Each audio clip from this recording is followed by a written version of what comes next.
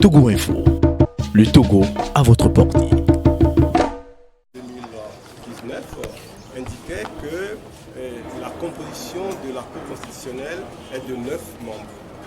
Aujourd'hui, en décembre dernier, nous avons vu le chef de l'État installer une Cour constitutionnelle composée de 6 membres.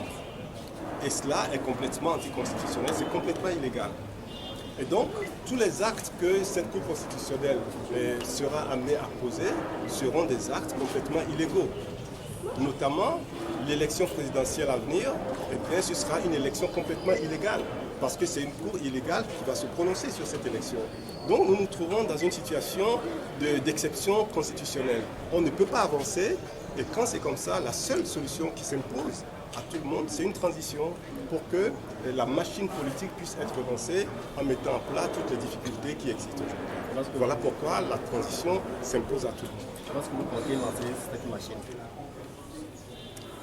Je parlais de machine après la transition, pour relancer la vie politique.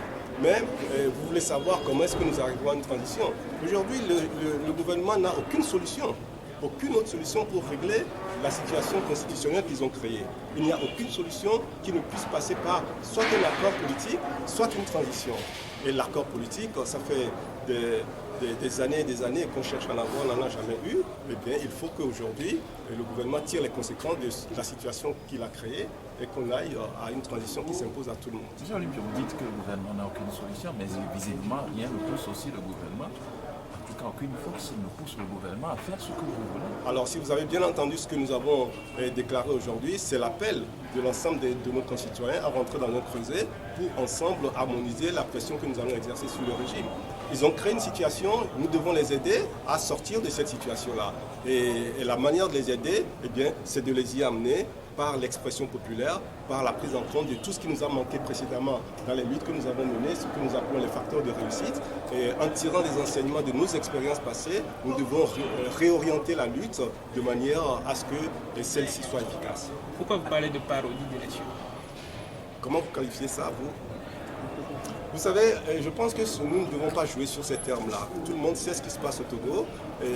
Il n'y a jamais eu d'élection au Togo qui ne soit contestée. Donc quand une grande partie des citoyens contestent des élections, ça veut dire que quelque chose ne va pas. Et c'est pour ça qu'il y a des crises au Togo.